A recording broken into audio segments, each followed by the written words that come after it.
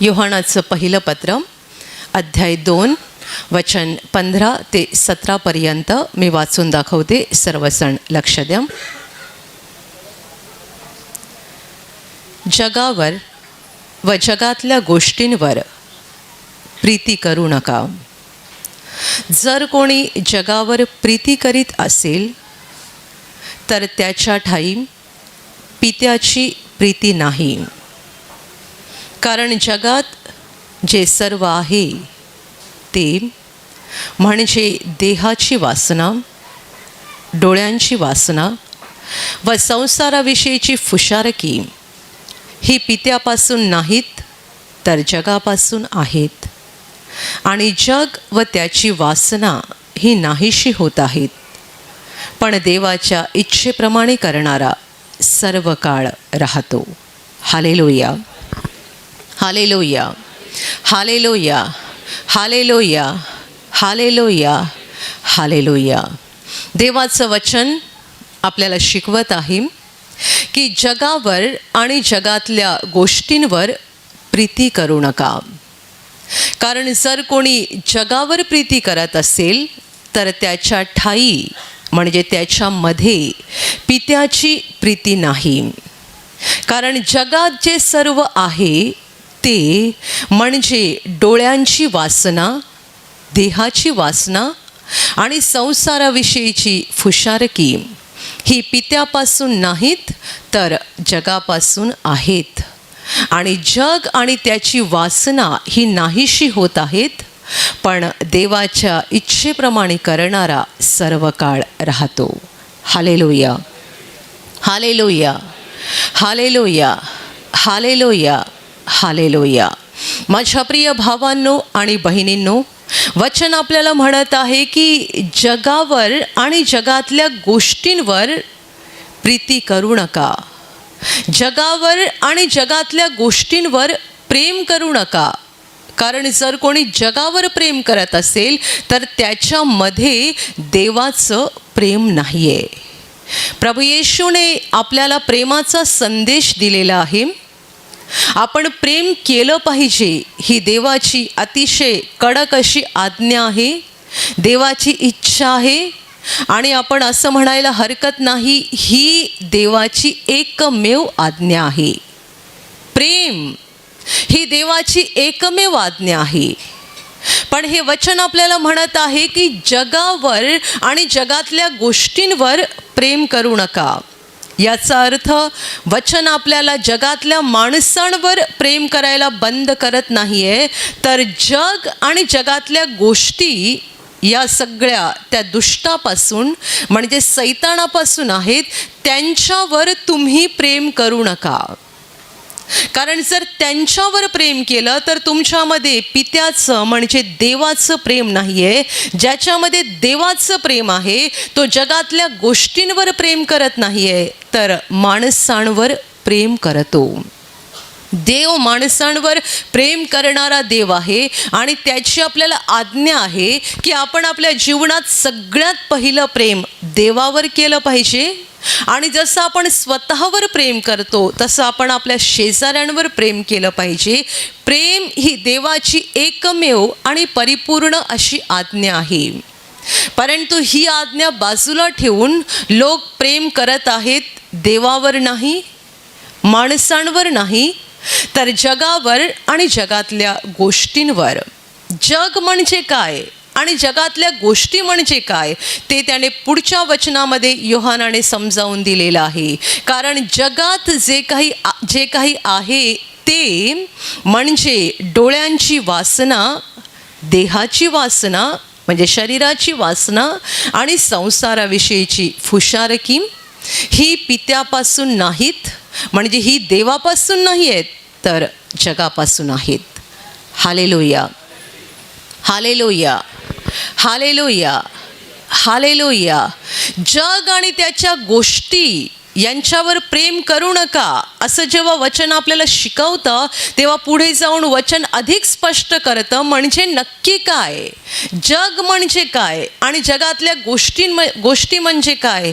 जगात जे सर्व काही आपण बघतो, अनुभवतो, ऐकतो त्या सगळ्याचं वर्णन या वचनामध्ये आहे.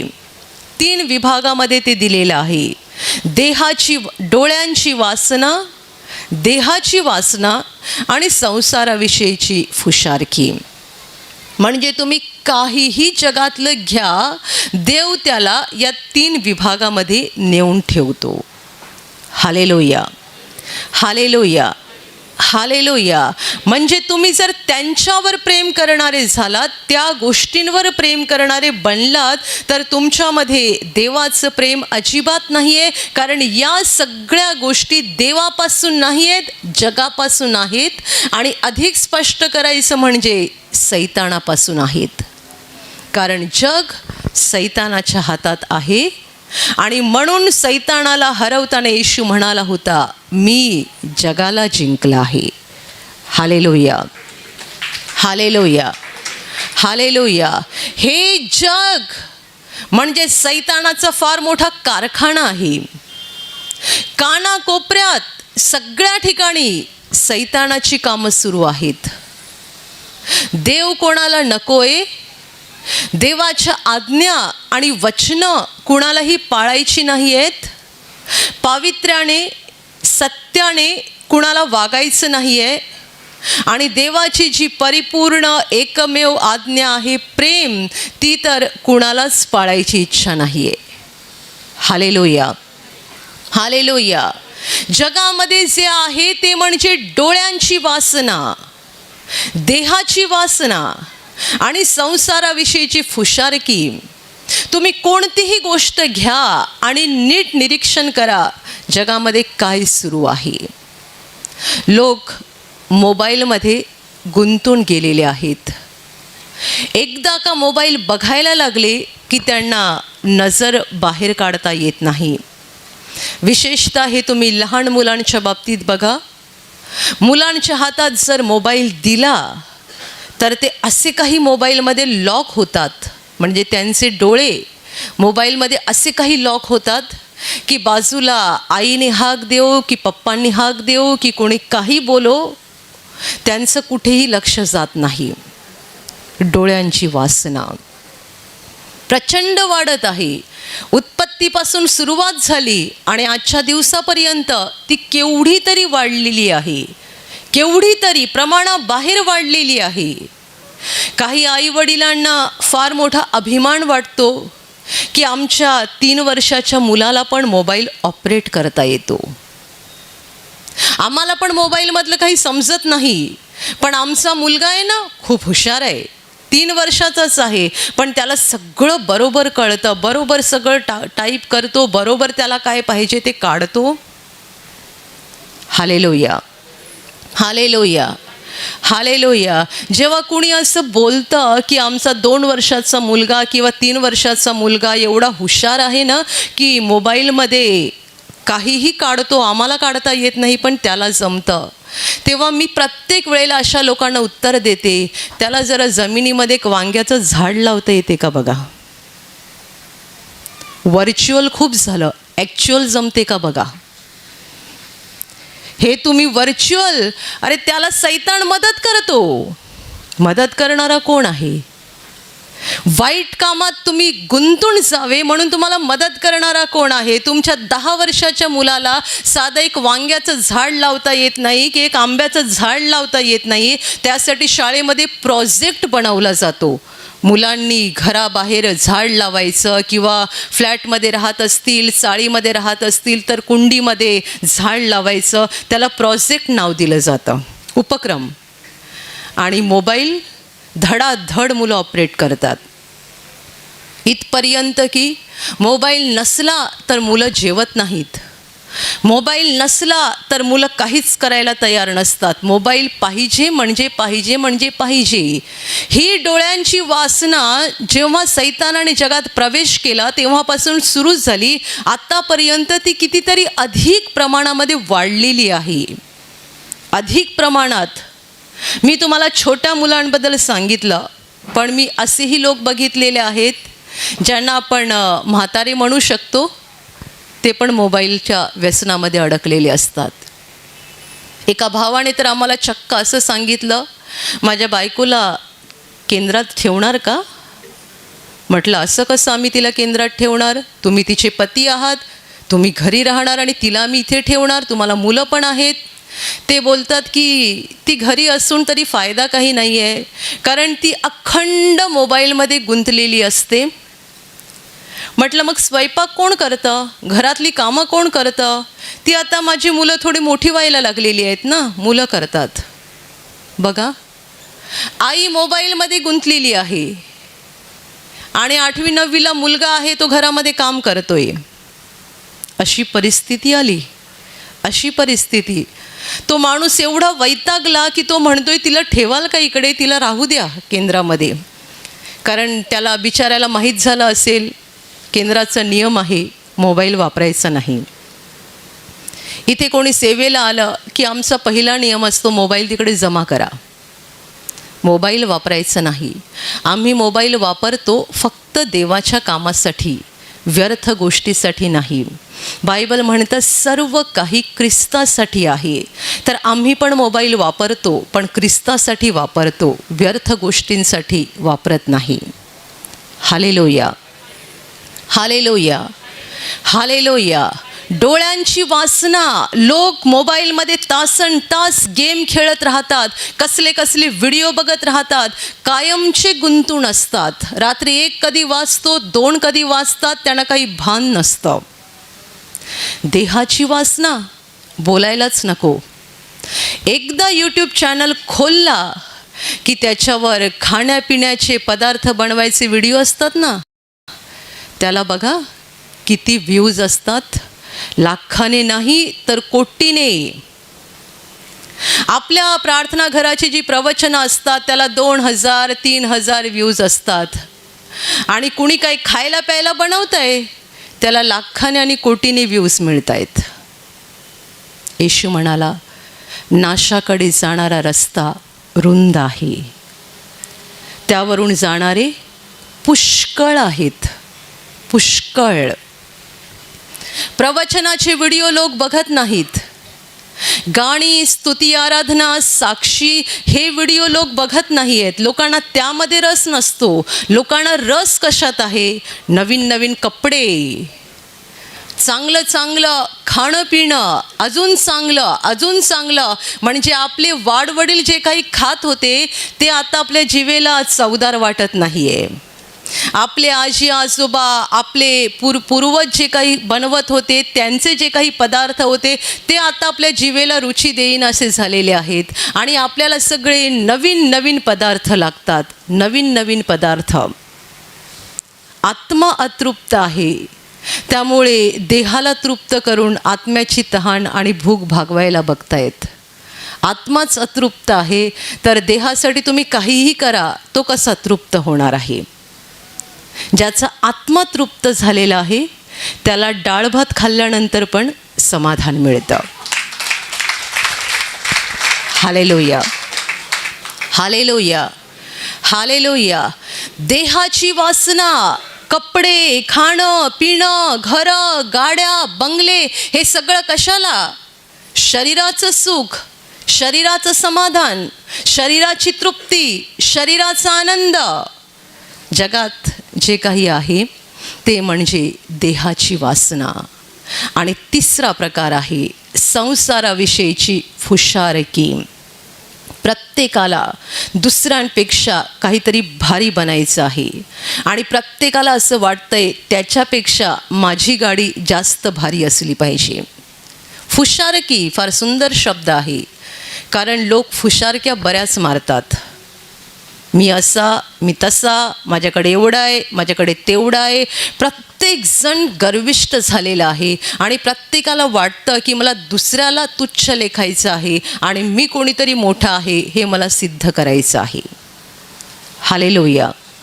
तुम्ही मोठे जरूर बना, पण दुसऱ्याला तुच्छ लेखण्यासाठी आणि गर्विष्ठ बनण्यासाठी नाही, तर दुसऱ्यावर प्रेम करण्यासाठी आणि दुसऱ्याला मदत करण्यासाठी मोठे बना. श्रीमंत जरूर बना, दुसऱ्यांना दान देण्यासाठी, गरिबांना मदत करण्यासाठी. स्वतःची प्रॉपर्टी गोळा करून करोडो आणि अब्जावधी रुपयाची संपत्ती गोळा करून ठेवण्यासाठी श्रीमंत बनू नका. हालेलुया. Hallelujah, hallelujah, hallelujah. म्हणून देवाचे सेवक बिली ग्रॅहम म्हणतात, देव आपल्याला विसावा देतो, देव आपल्याला विश्रांती देतो. प्रभू येशू म्हणाला, मी तुम्हाला विसावा देईन. देव आपल्याला विसावा देतोय, झोपून राहण्यासाठी आणि आरामशीर जीवन जगण्यासाठी नाही, तर आपण दुसऱ्यांना विसावा देणारे लोक बनावेत म्हणून. कारण तुम्हालाच विसावा मिळाला नाही तर तुम्ही दुसऱ्यांना कसा विसावा देणार. म्हणून देव आपल्याला विसावा देतो अशासाठी की आपण पण दुसऱ्यांना विसावा आणि विश्रांती आणि आनंद देणारे लोक बनावेत. तुम्ही श्रीमंत जरूर बना, दुसऱ्यांना मदत करण्यासाठी, दुसऱ्यांना देण्यासाठी, दुसऱ्यांकडून हिसकावून घेण्यासाठी, लुटण्यासाठी आणि फसवण्यासाठी आणि स्वतः गब्बर श्रीमंत होण्यासाठी श्रीमंत बनू नका. Hallelujah, hallelujah, hallelujah. तुम्ही बघा सगळ्या ठिकाणी तेच आहे. तेच भारत असो, अमेरिका असो, इंग्लंड असो, जपान असो, चीन असो, रशिया असो की जगातला एकदम छोटासा कोणताही देश असो, सगळ्या ठिकाणी लोकांना हेच हवं आहे. डोळ्यांची वासना, शरीराची वासना आणि संसाराची फुशारकी यामध्ये लोक गुंतून गेलेले आहेत. मोठमोठ्या बढाया मारत आहेत, गर्विष्ठ बनत आहेत आणि सगळ्या चुकीच्या गोष्टीत गुंतून गेलेले आहेत. आणि म्हणून वचन म्हणतं, जर कोणी जगावर प्रेम करत असेल तर त्याच्यामध्ये देवाचं प्रेम नाही. जगात माणसांवर प्रेम करणारे कुठे आहेत?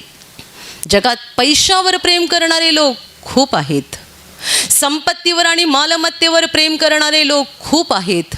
म्हणून तर भाऊ भावाचं वैरी बनत आहे, बहीण बहिणीची वैरीण बनत आहे.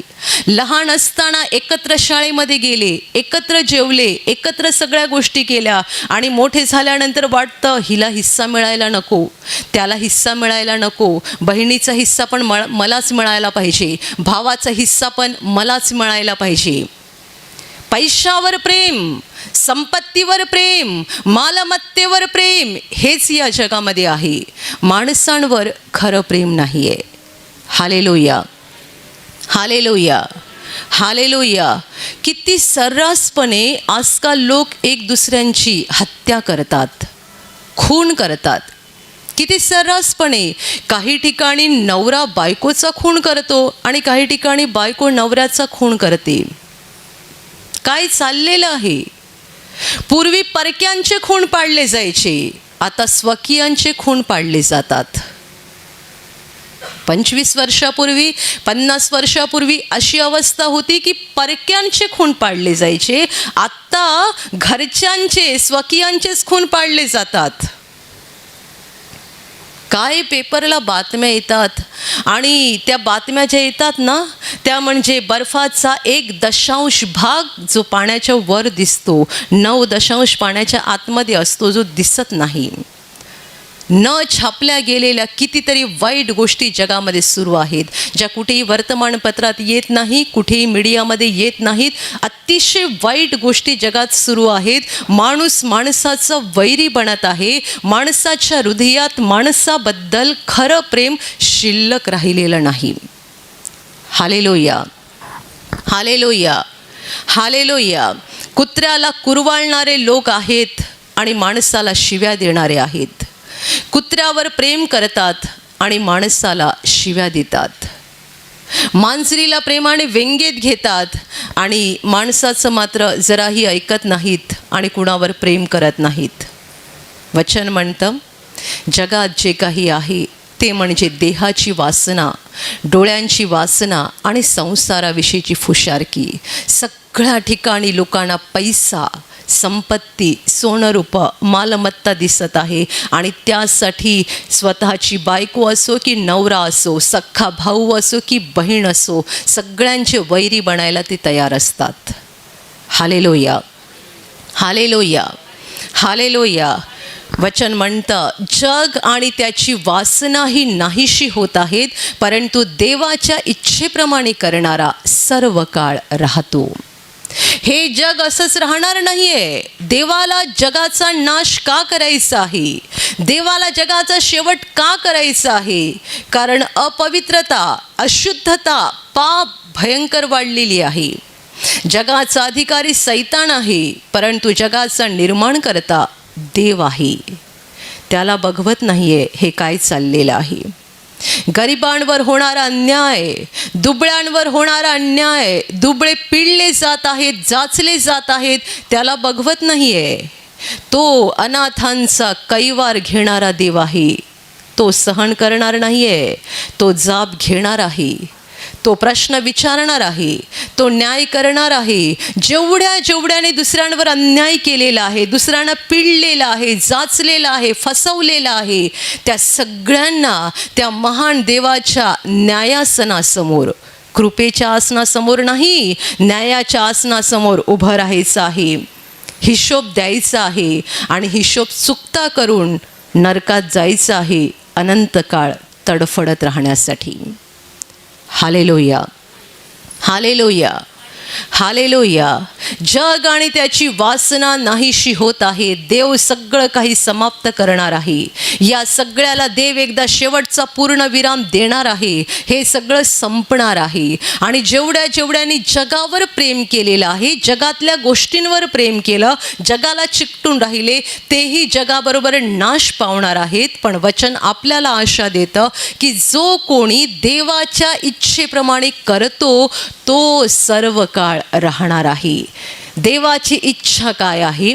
प्रेम करा. देवावर प्रेम करा आणि माणसांवर प्रेम करा. जो कोणी प्रेम करतो तो नाश पावणार नाहीये. जो कोणी प्रेम करतो त्याच्यावर न्यायाचा प्रसंग येणार नाहीये. जो कोणी प्रेम करतो तो नरकात पोहोचणार नाहीये, कारण प्रेम देवापासून आहे. जो दुसऱ्यांवर खरं प्रेम करतो त्याच्यामध्ये देवाचं प्रेम आहे. जो प्रेम करतो तो देवाच्या इच्छेप्रमाणे वागतो, तो देवाची आज्ञा पाळतो. आणि म्हणून जसा देव सर्व काळ जिवंत आहे, तसा प्रेम करणारा प्रत्येक जण देवाबरोबर सर्व काळ जिवंत राहील. Hallelujah, hallelujah, hallelujah.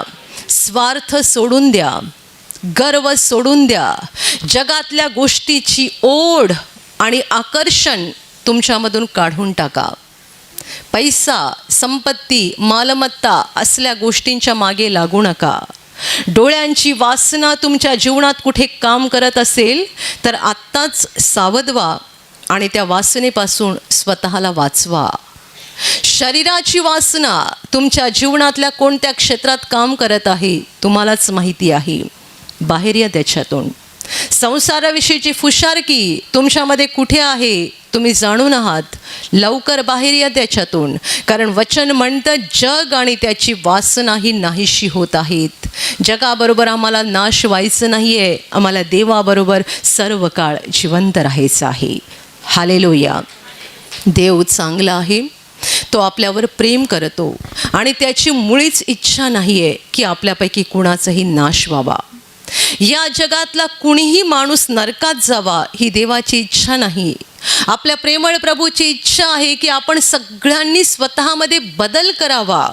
सैतानाच्या इशाऱ्याप्रमाणे आणि त्याच्या आज्ञेप्रमाणे वागणं आपण बंद करावं आणि प्रेम करत आपण देवाच्या मार्गाने चालत राहावं. म्हणजे या रस्त्यावरून आपण स्वर्गामध्ये पोहोचू शकतो. ही देवाची आज्ञा आहे, ही देवाची इच्छा आहे जगातल्या प्रत्येक माणसांच्या बाबतीत. म्हणून संत पौलाने लिहून ठेवलेलं आहे, त्याची इच्छा आहे की सर्व माणसांचं तारण व्हावं आणि सर्वांनी सत्याच्या परिपूर्ण ज्ञानाप्रत पोहोचावं. ही त्याची इच्छा आहे, सर्व माणसांचं तारण व्हावं. Hallelujah, hallelujah. देवाला कुणालाही नरकात टाकायचं नाहीये. देवाला कुणाचाही नाश करायचं नाहीये. पण लोक आपल्याच मूर्खपणामुळे स्वतःच्या पावलांनी नरकाच्या रस्त्यावरून पुढे चाललेले आहेत. पैसा कुठे नेणार? संपत्ती, मालमत्ता नेणार कुठे? आम्हाला लागतं काय? 2 वेळचं जेवण लागतं आणि अंगावर घालायला कपडे लागतात. कपडे तुम्ही 500 रुपयाचे पण घालू शकता आणि 5000चे पण घालू शकता. म्हणून तर फुशारकी शब्द आहे. तुम्ही 500 रुपयाचे कपडे अंगात घातले म्हणजे तुम्ही एक साधा माणूस आहात, साधी व्यक्ती आहात. 5,000चे कपडे घातले किंवा 25,000चे कपडे घातले आणि आजकाल तर लाखामध्ये पण एका कपड्याची किंमत असते. बघा किती फुशारकी वाढत चाललेली आहे.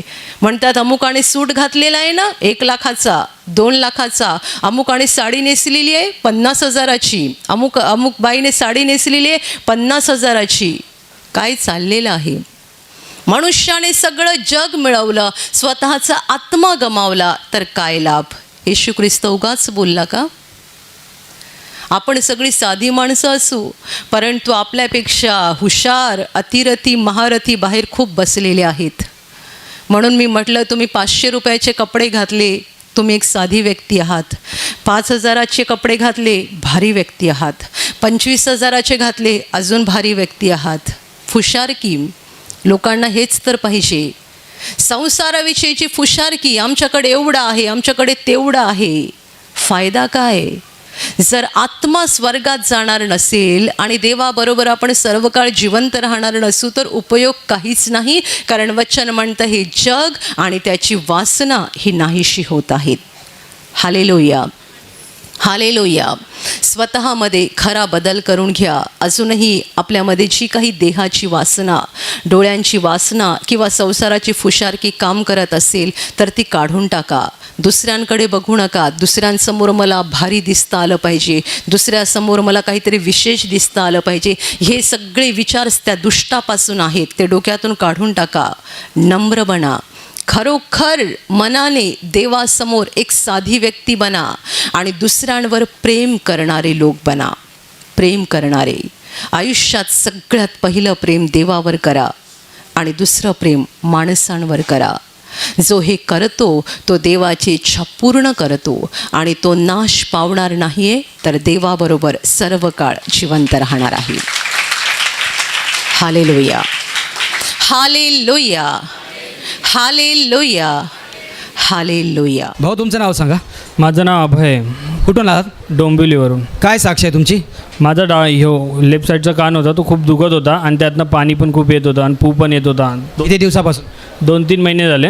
आणि आता पाणी आणि तेल, आपल्या इथं जे तेल भेटतं ते तेल मी कानात टाकले. तेव्हापासून आता मला 2 ते 3 आठवडे झाले, अजून पण कानात म्हणजे पाणी वगैरे काही येत नाही आहे.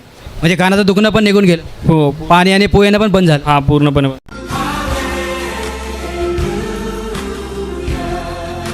ह्या बहिणीचं नाव शांती आहे. हा त्यांचा मुलगा आहे. आता हा 4 वर्षांचा आहे.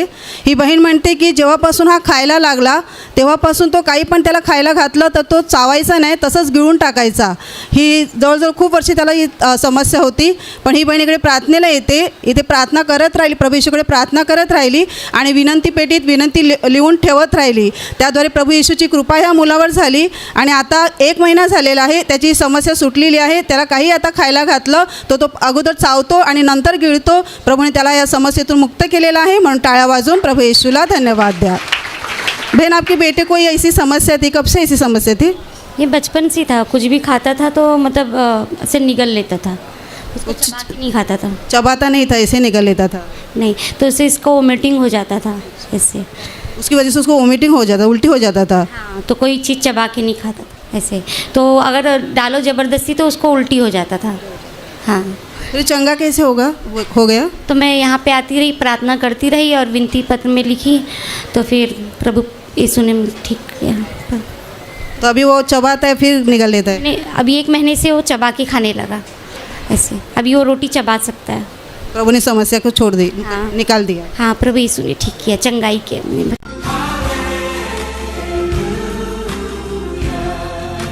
ताई, तुम्हाला काय समस्या होती? 29 मेला रात्री अचानक मला असा त्रास झाला की एकदम सगळं असं फिरायला लागलं आणि माझा तोल जायला लागला. मी अशी झोपायला गेली, अंथरुणात एकदम जोराने सगळं फिरलं आणि माझा तोल सारखा जायला लागला. आणि त्यानंतर मला अंथरुणातून उठताना, झोपताना, कुशीवर ह्या बाजून त्या बाजून फिरताना दररोज असा त्रास व्हायचा. मी असं डोकं दाबून धरायची. त्या काळात मी वचनं बोलत होती, प्रार्थना माध्यमाचा वापरसुद्धा करत होती, तरीसुद्धा मला त्रास होत होता. सिस्टरांकडून मी प्रार्थना घेतली. त्यानंतर माझा त्रास कमी झाला. त्रास कमी झाला म्हणजे त्रास होत होता पण त्याची तीव्रता कमी झाली की एवढ्या जोराने फिरायचं तसं होत नव्हतं. आणि पण 7 तारीखला मला पुन्हा त्रास झाला. मी ईश्वराजवळ प्रार्थना करत होती की तूच मला बरं करणार आहेस प्रभू. वचनं तर मी बोलतच होती. आणि 8 तारीखला रविवारी दुसऱ्या सेशनमध्ये मी प्रार्थनेत भाग घेतला होता. त्या दिवशी पवित्र आत्म्याची प्रार्थना झाली. 8 तारीखला पेंटेकोस्टचा दिवस होता. त्या दिवशी पवित्र आत्म्याची विशेष प्रार्थना झाली. त्यावेळी काय घडलं? त्यावेळी सामर्थ्याने मी खाली पडली आणि उठली. पण त्यावेळी मला प्रार्थना असल्यामुळे काही समजलं नाही. पण रात्री जेव्हा मी झोपायला गेली तेव्हा सुद्धा मला म्हणजे असं नेहमीप्रमाणे मला असं होतं की आता तसंच होईल म्हणून मी डोकं धरलं होतं. पण मला तसा काही त्रास झाला नाही. आणि त्यापासून मला झोपताना उठताना किंवा कुशीवर फिरताना पुन्हा कधीही तसा त्रास झाला नाही. माझ्या प्रेमळ प्रभू येशूनी मला पूर्णपणे बरं केलेलं आहे. त्याबद्दल मी प्रभू येशूला धन्यवाद देते. धन्यवाद प्रभू येशू. धन्यवाद स्वर्गीय पित्या. धन्यवाद. आता तुम्ही उठता बसता किंवा झोपता अचानक पण झोपले तरी तुम्हाला असं गरगरण्यासारखं किंवा चक्करसारखं येत नाही. काहीच त्रास होत नाही. प्रभूने बरं केलं. आणि तुम्ही म्हणताय की जेव्हा झोपून उठले की तुम्ही 2 मिनिटं बसून राहायचे आणि मग चालायचे. होऊन जायचा ना बस उठली की तोल जायचं. हां, पण आता तुम्ही चालता फिरता काही त्रास होत नाही. काहीच त्रास होत नाही. प्रभूने बरं केलं. बरं केलेलं. या भाऊंचं नाव संजय आहे. ते सांगतात ते त्या गावी त्यांच्या घरी गेले होते आणि घरात असताना ते रात्रीच्या वेळेला प्रवचन ऐकत होते आणि त्यांची पत्नी स्वयंपाक बनत होती. त्याच वेळेला लाईट गेली आणि लाईट गेल्यामुळे अंधार झाल्यामुळे त्यांना दिसले नाही. तर त्यांच्या हातावर उजव्या साईडला विंचू चावला आणि चावल्यामुळे त्यांचा हात दुखायला लागला. जेव्हा त्यांना कळलं की विंचू चावल्यावर त्यांना जाणवलं की विष हळूहळू वर चढत आहे. त्याच वेळेला त्यांनी प्रभू येशूचा धावा केला. प्रार्थनेचं तेल ते लावले आणि ज्या वेळेला ते विंचूचा विष त्याच्यावर शरीरामध्ये हातावर चढत होतं त्याच वेळेला ते सांगत होते की अर्धा तास ते आजारमुक्तीची वचनं ते बोलत राहिले. त्या दुखण्यामध्ये सुद्धा ते वचनं बोलत राहिले. त्याद्वारे प्रभूची दया त्यांच्यावर झाली. ते सांगता अर्धा तास वचन बोलत राहिल्याने हळूहळू त्यांना जाणवायला लागलं की त्यांचं विष खाली खाली उतरत आहे आणि जिथं चावलं त्या ठिकाणी ते विष उतरलं आणि त्यानंतर त्यांचा हात पुन्हा दुखला नाही आहे. प्रभू येशूने या समस्यातून त्यांना वाचवलेलं आहे. म्हणून तुम्ही सर्वांनी जोरात टाळ्या वाजून प्रभू येशूला धन्यवाद द्या. भाऊ, तुम्हाला जेव्हा विंचू चावला अंधारामध्ये त्यावेळेला तुम्हाला काय होत होतं हाताला? हातला असं मी हात झटकला ना लगेच घरामध्ये गेलो. मी काय पत्नीला काय बोललोच नाही. गेलो तेल पाणी लावला इथपर्यंत. तो विंचू असा इथपत आला वरती दुखत. म्हणजे विंचू म्हणजे विष हळूहळू वर चढत होतं त्याला मला जाणवत होतं. जाणवत मी गुडघे टेकले ना 3 वचना बोलत राहिलो. पण तुम्ही ज्या वेळेला तुम्हाला विष चढत होतं तुम्हाला एवढा त्रास होता तरी तुम्ही वचनं बोलत होता? हां, वचना बोलत राहिलो. पत्नीला का मी बोललोच नाही. नंतर पत्नी आली. नंतर पण तू काय गपचूप बोलतो तुम्ही बसलं काय बोलत नाही काय नाही. पण मी मनात नाही मनात वचनच बोलत राहिलो. तेव्हा आस्ते आस्ते मग कमी होत आला ना. 2-1 तासात जाग्यावर असा राहिला. 2 तासानंतर ते विष उतरलं. जाग्यावर वचनाच्या द्वारे तुम्हाला देवाने एवढ्या मोठ्या संकटातून वाचवलं. वाचव.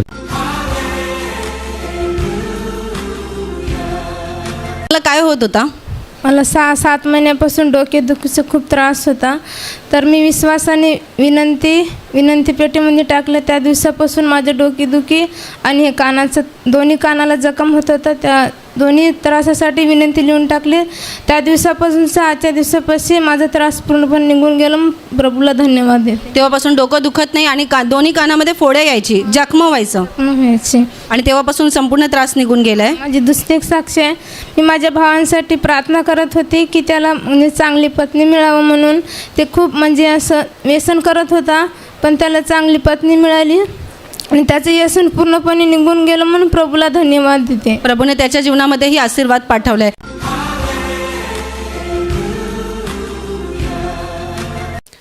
आणि आता मी तुमच्यासाठी प्रार्थना करणार आहे. पूर्ण विश्वास ठेवा की प्रभू येशू एका क्षणात तुम्हाला स्पर्श करून बरं करेल. एका क्षणात तो तुमच्या जीवनातलं दुःख काढून टाकेल. कारण प्रभू आजही जिवंत आहे. 2000 वर्षांपूर्वी तो देहरूपात या जगात होता. आज देहरूपात नाही आहे पण आत्म्याच्या रूपाने आहे. आणि जिथे जिथे लोक त्याच्यावर विश्वास ठेवतात आणि विश्वासाने त्याला हाक मारतात तिकडे तिकडे तो त्यांच्या अगदी जवळ असतो. त्यांना बरं करायला, त्यांना आनंदित करायला आणि त्यांना सैतानाच्या हातातून सोडवायला तो नेहमीच तयार असतो. म्हणून विश्वास ठेवा, प्रभू इथे आहे. तो तुम्हाला स्पर्श करेल आणि तुमचं जीवन बदलून टाकेल. जिथे तुम्हाला आजार आहे तिथे विश्वासाने हात ठेवा आणि तिथे हात ठेवणं शक्य नसेल तर छातीवर हात ठेवा. प्रभू येशूच्या नावाने या क्षणाला तुमच्या शरीरातले सगळे आजार नष्ट होत, प्रभू येशूच्या नावाने तुमच्या जीवनातील सगळी दुःख निघून जावोत, सैतानाची सर्व कामं तुमच्या घरातून आणि तुमच्या कुटुंबातून प्रभू येशूच्या नावाने पूर्णपणे नष्ट होत. सर्व शुद्धात्म्यांनो, प्रभू येशूच्या नावाने मी तुम्हाला आज्ञा देत आहे, या क्षणाला यांना सोडून निघून जा आणि पुन्हा त्यांच्यात शिरू नका. प्रभूचं महान सामर्थ्य तुमच्यावर येऊ, पवित्र आत्मा तुमच्यावर येऊ, पवित्र आत्म्याचा आनंद तुमच्या जीवनात येऊ, पवित्र आत्म्याची शांती तुमच्या हृदयात येऊ आणि तुमचं जीवन स्वर्गीय प्रकाशाने भरून जावो. आमीन.